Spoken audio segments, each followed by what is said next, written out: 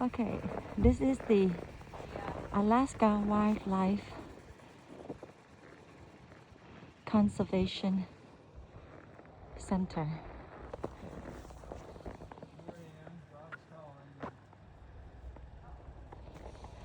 In the middle of nowhere between mountains.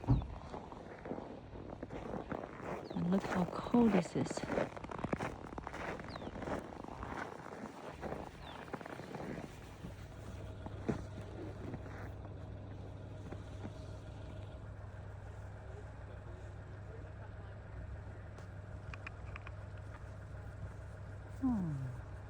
Hello.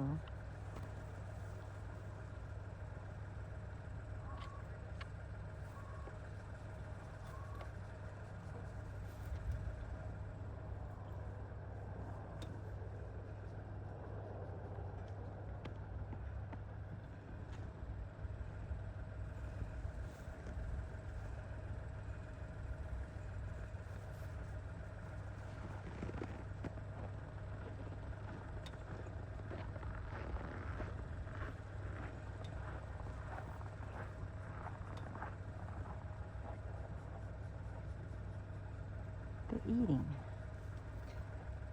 Show your face.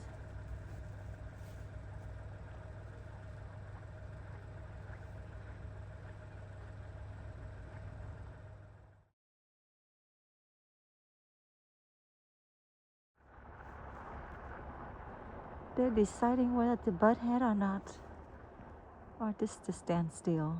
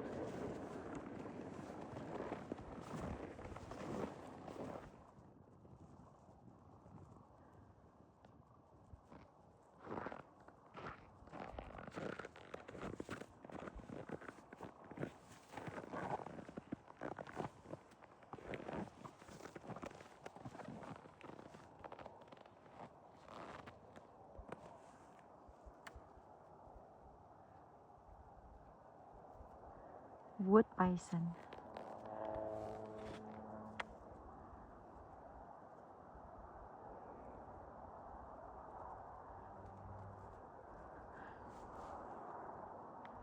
Đây, coi ai đang muốn vô nè.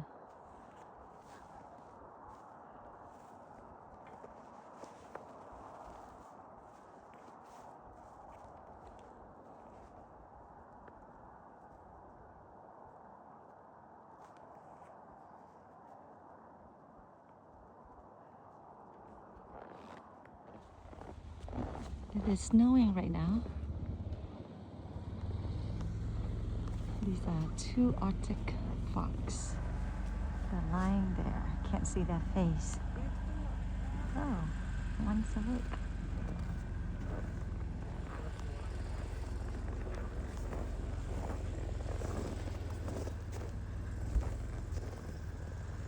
Okay, let's see. Turn this way. Pretty please. It's snowing.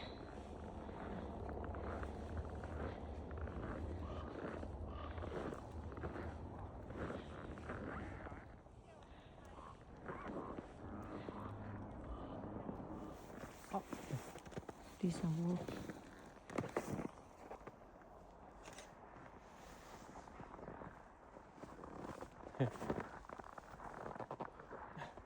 You really like that spot. Yeah, that's the bathroom.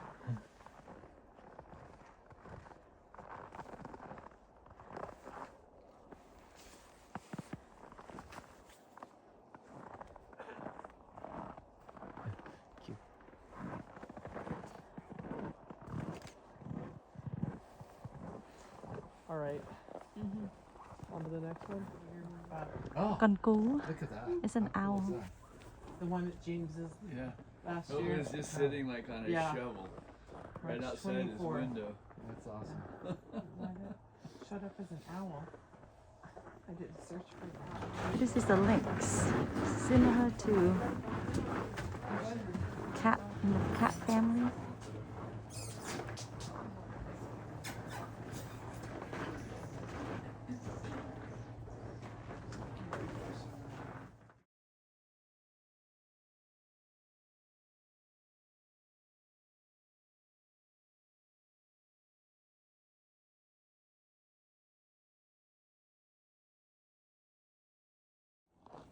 Snow is falling.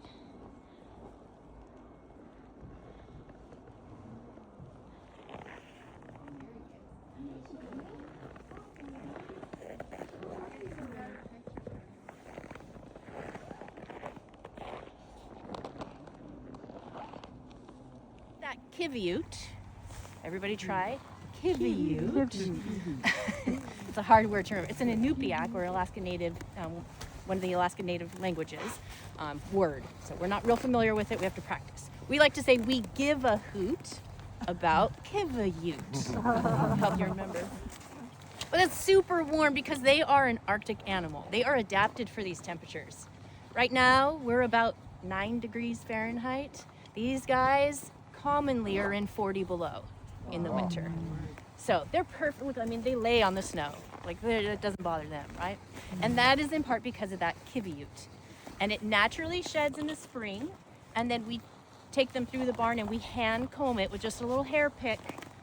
And then every 3 years we send it off and process, and I can get into that, but you're too cold to hear all of that. I'll just tell you that it turns into lovely things like this that keep us nice and warm. Are they docile when you're combing them? I mean, Good question.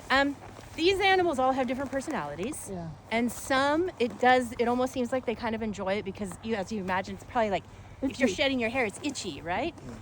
So some kind of enjoy it and they'll be there for a while. Others, they'll give you just a few minutes and they'll say, okay, let me move on. And others won't do it at all.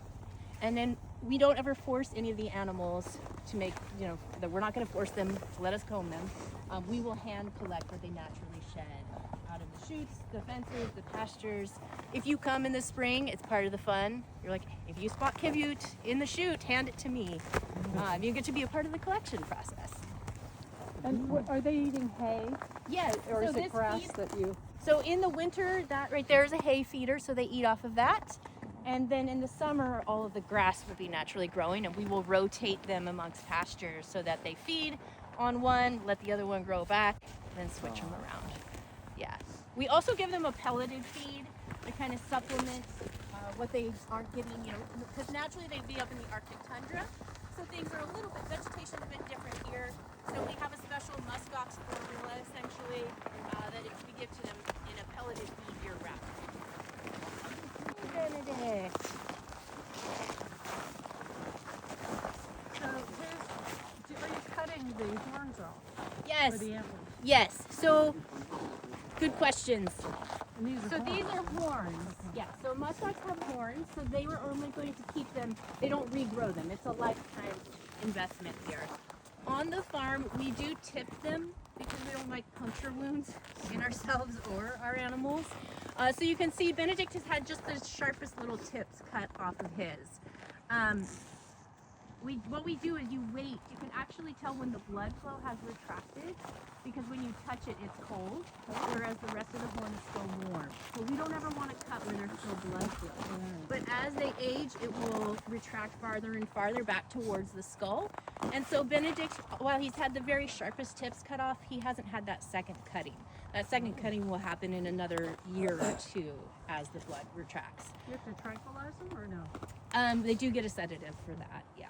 Just to be, in theory, they shouldn't really feel it because it's like with your fingernails, we don't feel when we cut those, right? It's the same keratin substance, but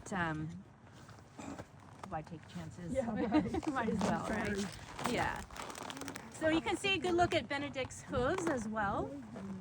We generally don't have to trim hooves because they will naturally break off as they walk around because they curve up.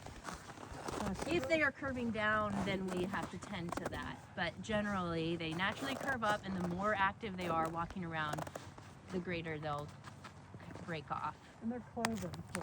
Yes. So taking a look at him, you can see the what's called the horn boss on the forehead has not grown in yet. That will grow in around the time that they're 4 or 5. So these animals are not full grown until they're about 5, 6 years old. How old So he's going to be turning 2 in May. So he's just shy of his 2nd birthday. But he already weighs 500 pounds. And that's from their birth weight is between 18 and 20 pounds. So they gain weight very fast, but he also is large in general for a muskox. He grew fast right from the beginning. Oh, that was interesting step. Yes, yes. I feel like, so these are prehistoric, hi buddy. These are prehistoric animals. They're Ice Age animals. They roamed Earth with woolly mammoths, saber-toothed tigers. They just survived. So I feel like you see that in the way that they walk. They kind of have a very prehistoric step. Yes. Yes, Benny, thank you for the attention. Yeah. You're a good boy. He's a friendly one. He's pretty well mild-mannered, but we still give him his space.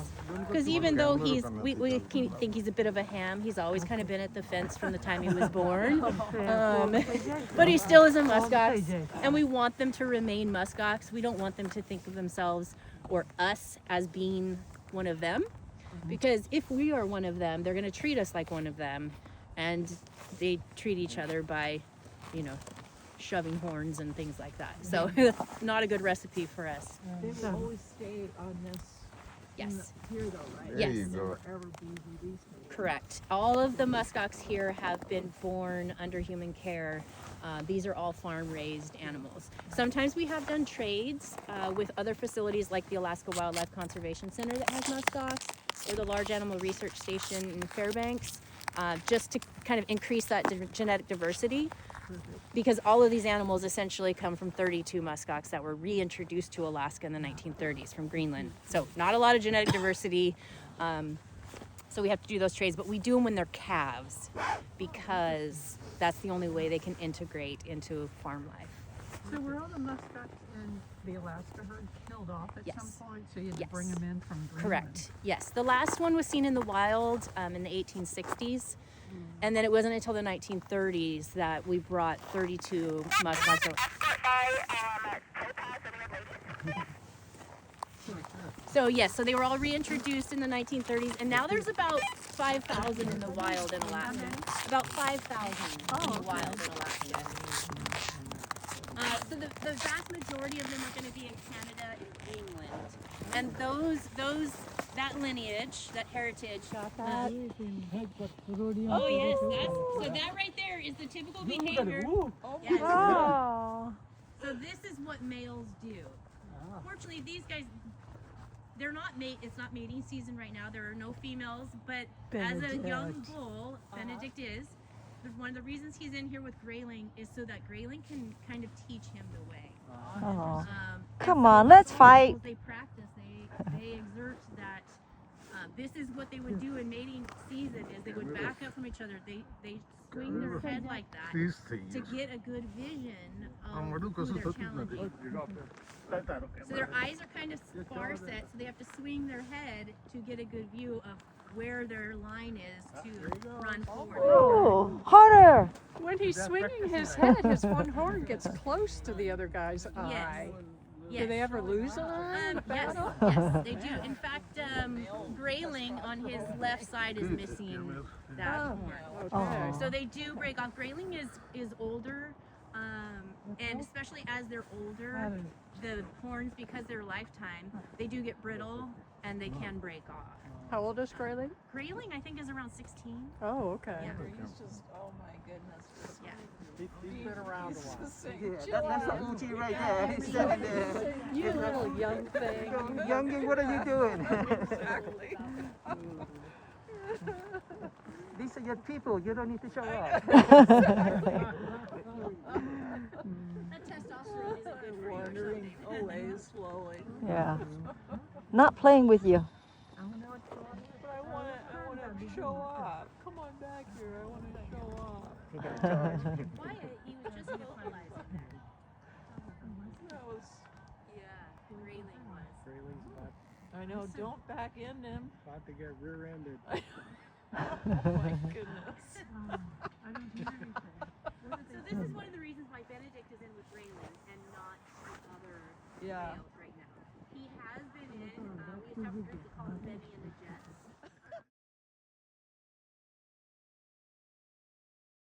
Pedigree. He was a breeding male. About 314. He was neutered 2 years ago. So he had all of Like when you his transfer male them hormones Yeah. for all of his one growth. farm to the other, how do you Yeah, do how do we do that? I will, as we So turn why this does he way, have I'm like gonna a gap? explain that to you. When males' horns are adding layers to them because they're getting taller, they have like a Seniors, because they're on the later years of their life here. But what you see is this. So Benny and Grayling, we're kind of putting on a show. What you see here is more typical muskox behavior. They are definitely energy conservationists, living in those Arctic environments, eating just woody plants and grasses, not very high calorie food. One of the ways they survive is by not doing a whole lot, just hanging out like you see.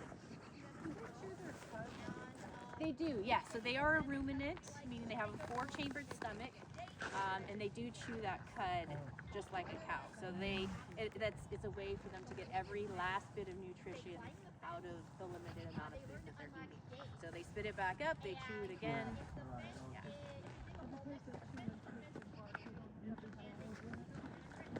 Right. Yep.